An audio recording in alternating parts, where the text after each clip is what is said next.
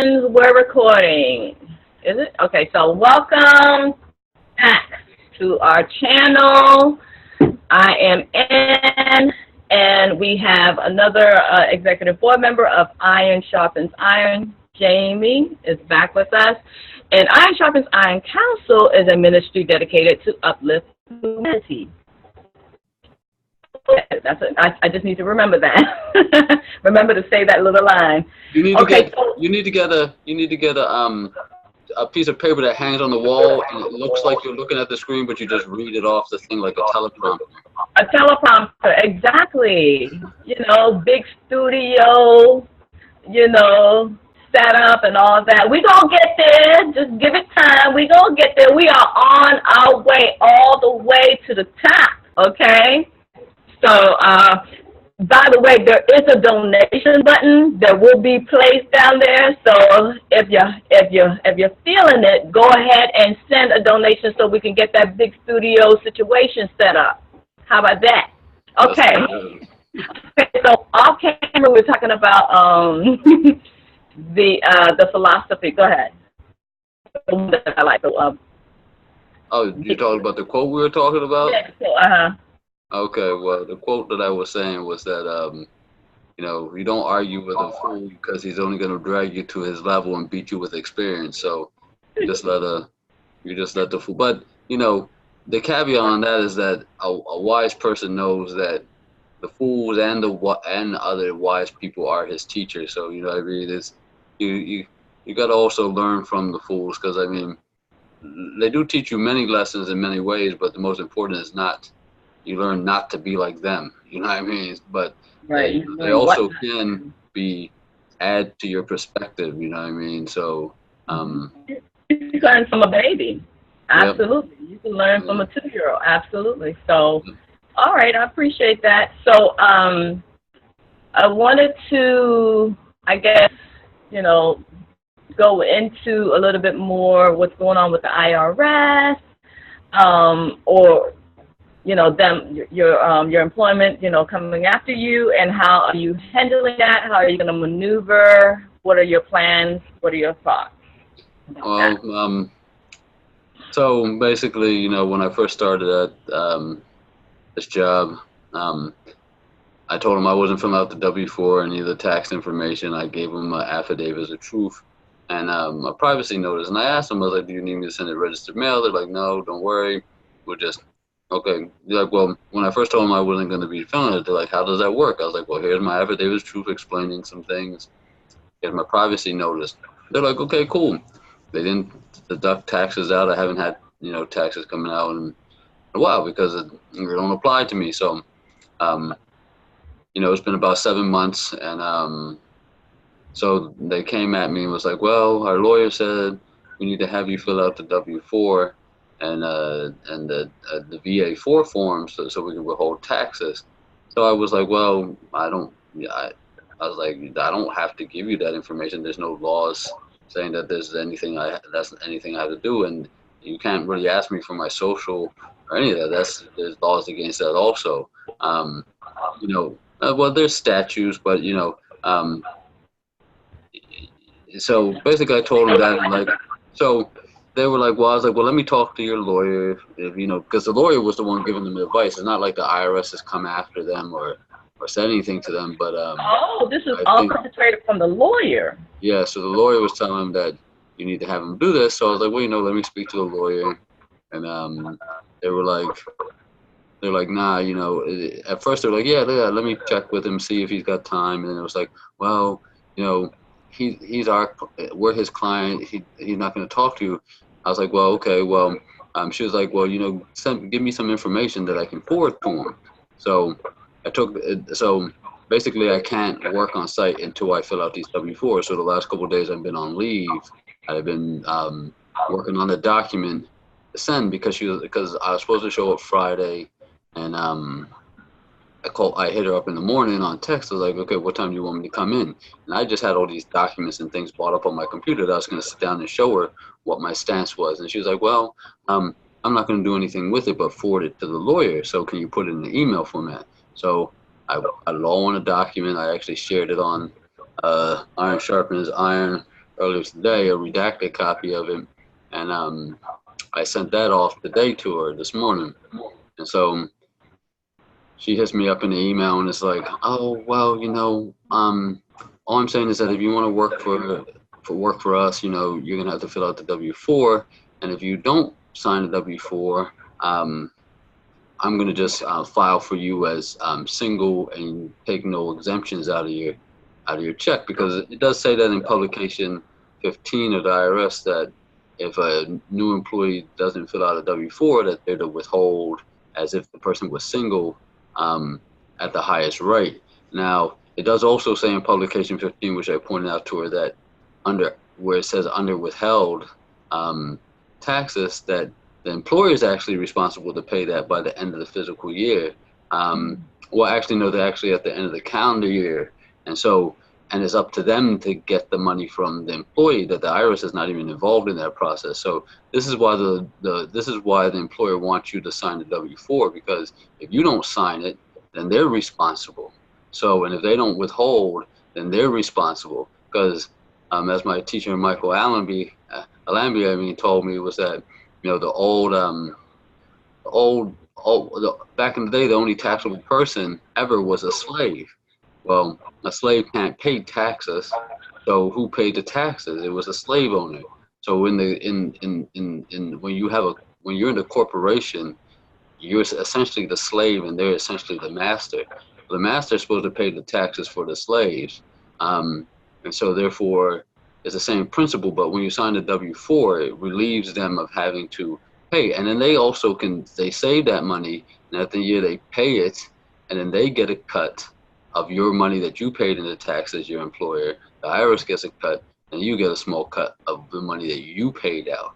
So I mean, they're gaining money off of you paying taxes also, and also not having to pay the tax for you. They do have their taxes that they do pay for employees, but they're supposed to be responsible for all the taxes. So basically, I sent them this form quoting all the IRS definitions of what an employee is, what a taxpayer is, what wages are, what compensation is, what the United States is, what a state is, all according to the IRC definitions themselves. I sent in case law, and it was all in the document. And so she writes me back and says, I received your document, but if you want to work here, you got to fill out this stuff, and then if you don't, I'm going to file for you, and if you want my lawyer to review it, you're going to have to pay his fee. And I'm like, hold on, you told me to create this document because you were just going to forward it to him, and now you're telling me for me to review. So basically, she's just my employer, well, not my employer, but the person that I exchanged my trade with for due compensation is just going off her lawyer's word when her lawyer doesn't even know what he's talking about. And I like these people, and I don't want to take them to court over this, but I feel it's a lesson that some people have to learn. So right now I'm on a limbo of whether I should sign the W-4 and reserve my rights and put exempt on it, and just go that route, and then open a lawsuit against them for the violation of my rights.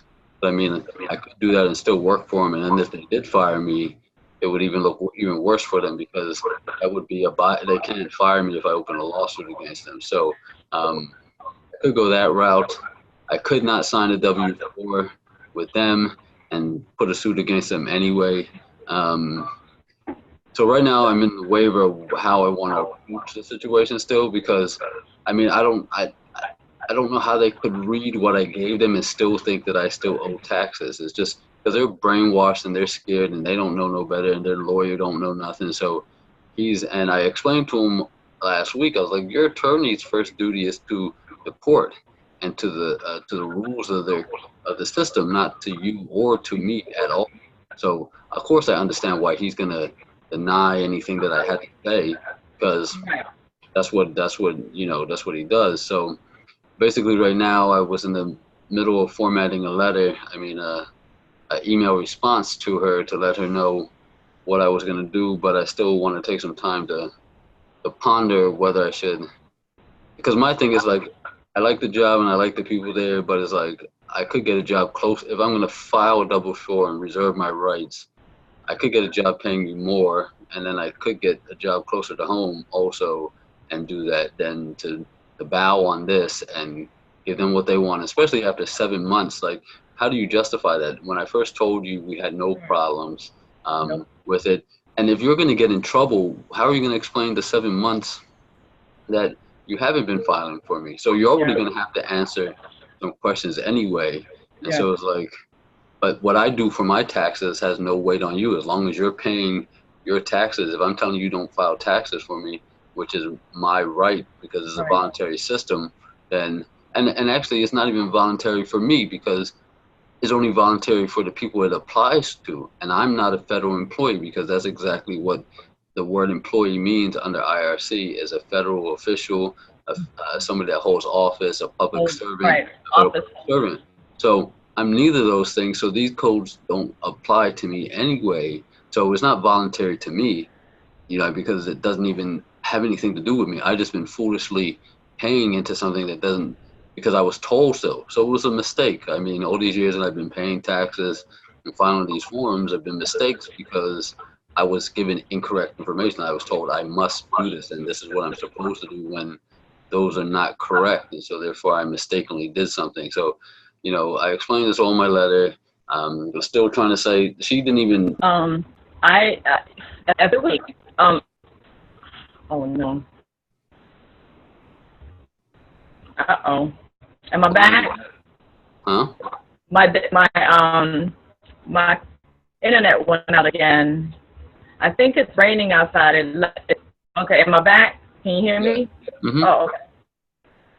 Okay, it was me in that situation, and we talked about this a little bit off camera, but you know, you have to pursue, I mean, I can't stress enough, you have to pursue wrongdoers because you have to teach them, they have to learn.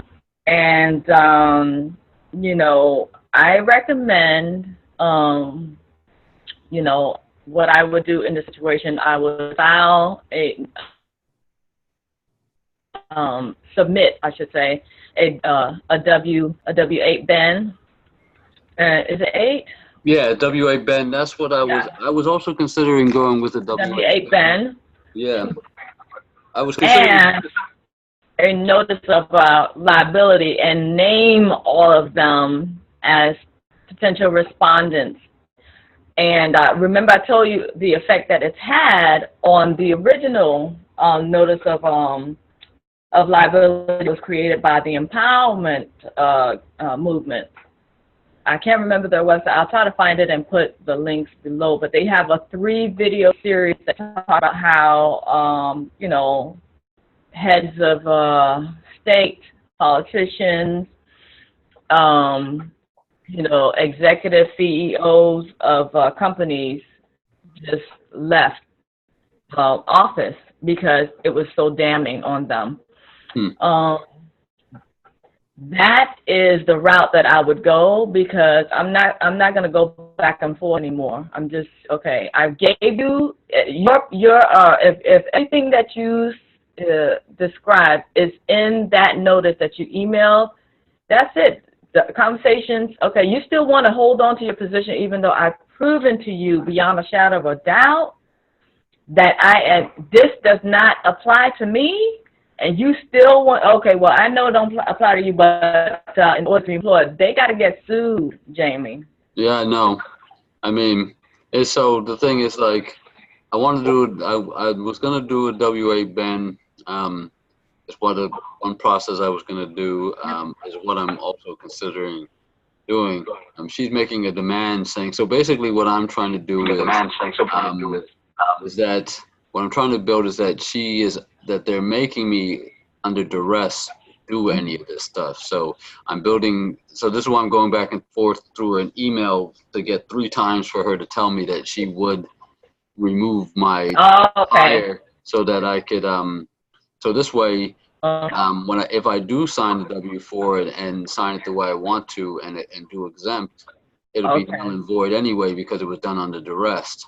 Yes. So this book that I have called The Great Internal Revenue Hoax Exposed was like, you know, if you're going to do a W-4, never do it voluntarily because, again, this is a voluntary system. And I included 26 CRF 601.602 that states that the tax system is a voluntary system. I even linked the video of the IRS head in C-SPAN telling everybody that the tax system is a voluntary system. A That's what I've voluntary been telling them the whole time I've been there. Right. It's like, look, I'm not doing anything illegal. I just voluntarily don't want to volunteer my money for this because that money goes to tyranny. I see as all this is tyranny. Why would I send money to a government that I don't agree with? Like, because they tell me, like, I mean, I don't have any legal right to.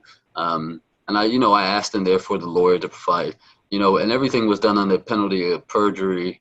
And for the record, in my document, it would always say, does CSU's or Computer Services Unlimited Attorney state on the record and under penalty of perjury that the IRC is authoritative law, or that it under penalty of perjury does he say that the code, statutes, and all these things are law? You know what I mean? So that if it ever came down to it, but now she's not willing to forward it to the lawyer like she said she was going to forward it to.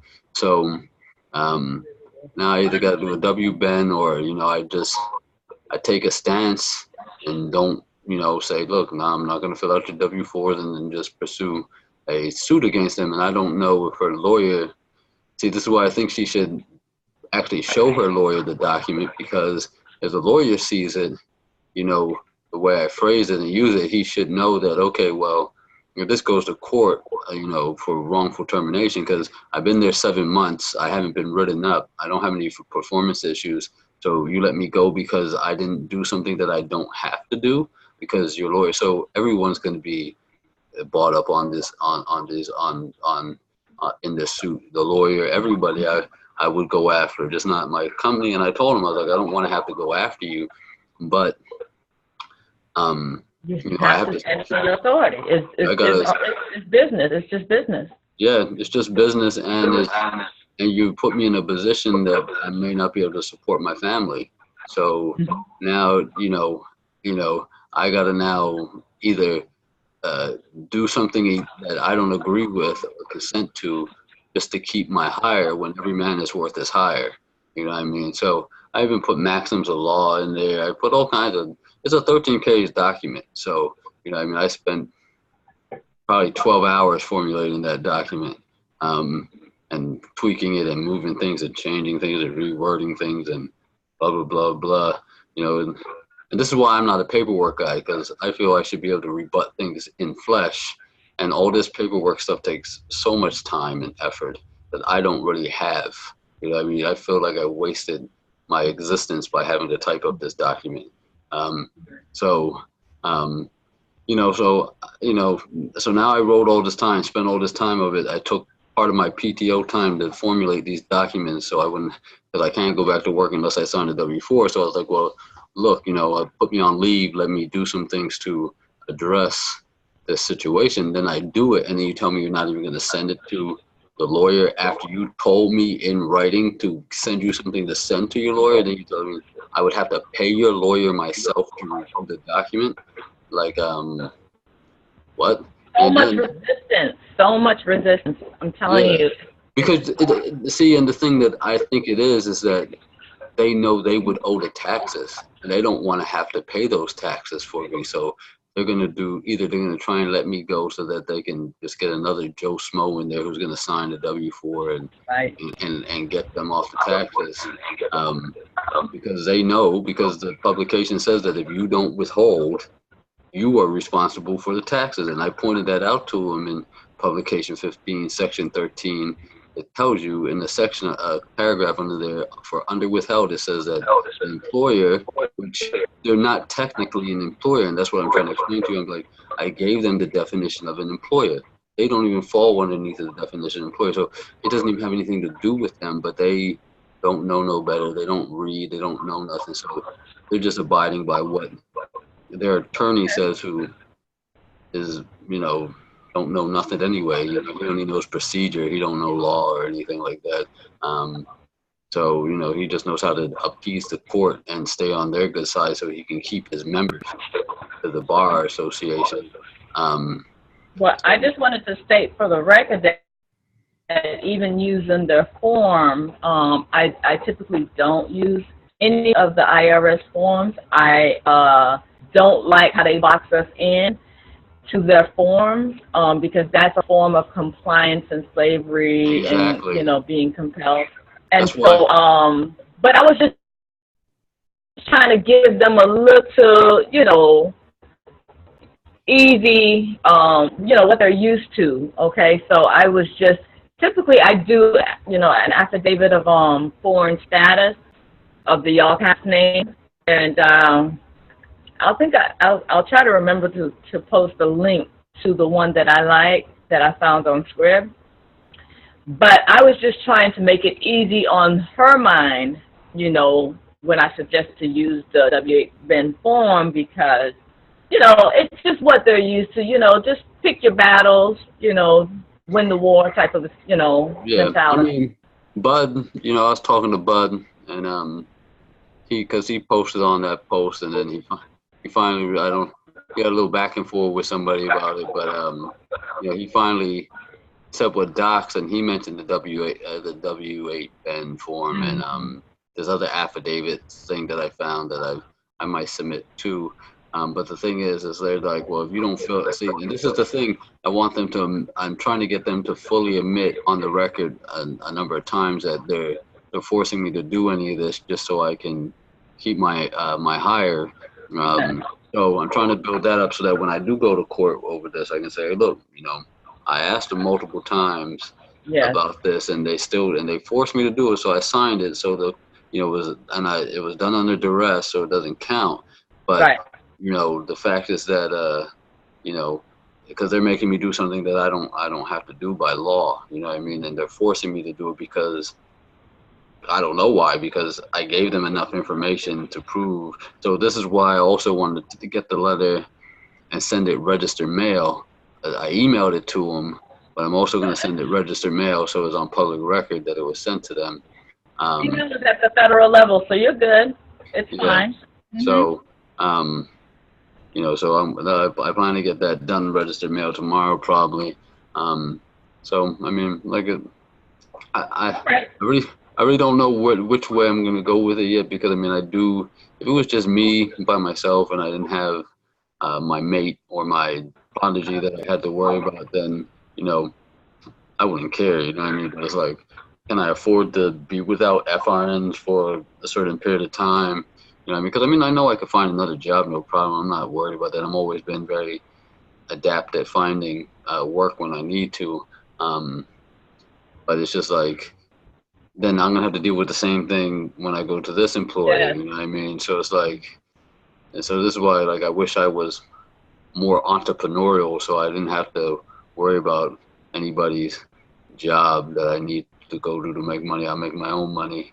But I'm not that. I have good ideas. I'm just not a very creative and artistic person.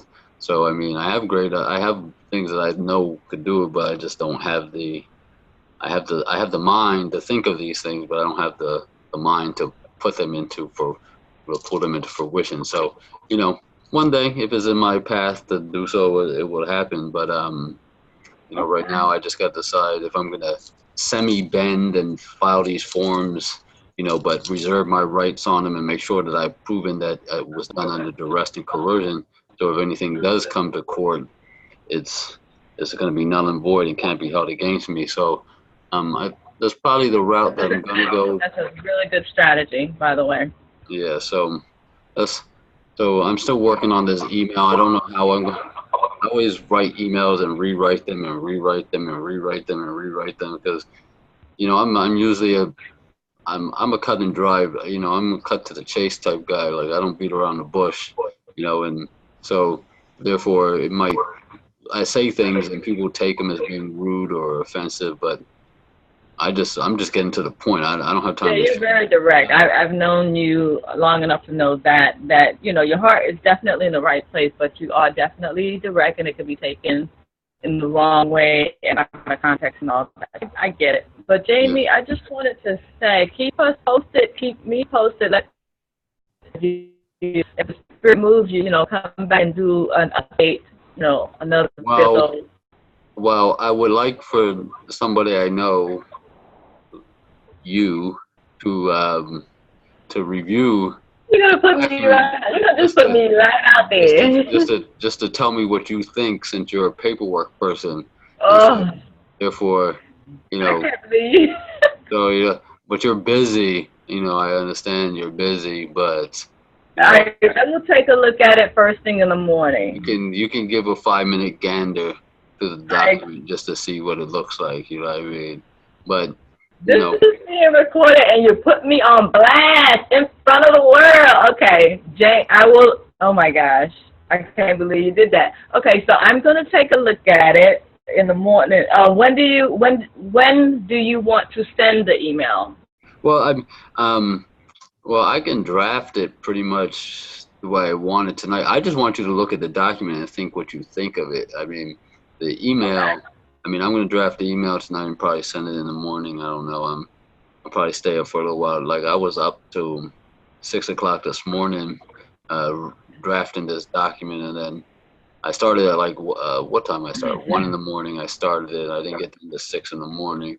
My alarm clock didn't go off for some reason, so I woke up at 9:30 instead of 7 o'clock like I was supposed to. So I sent it off this morning.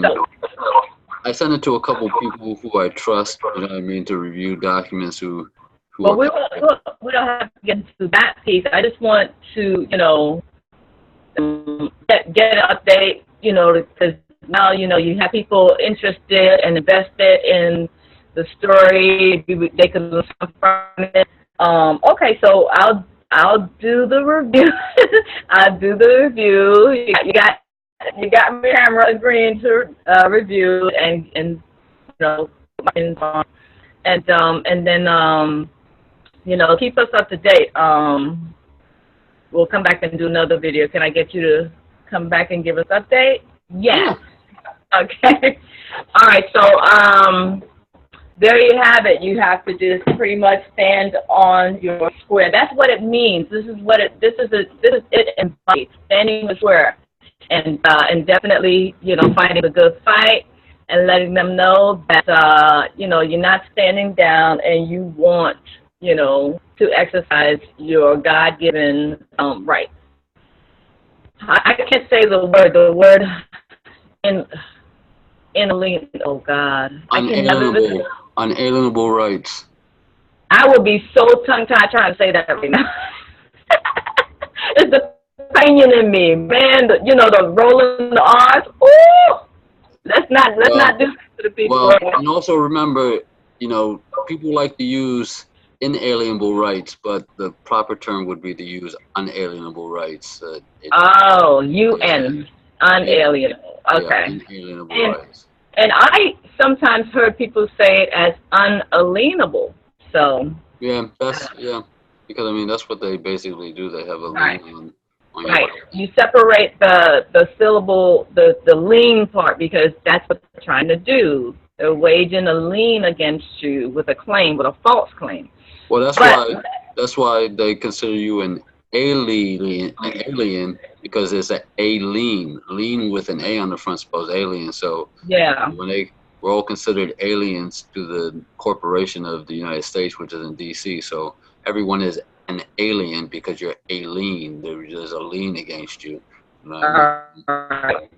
So this is truly been a blessing, and I hope that it was poured into someone's heart and soul and spirit.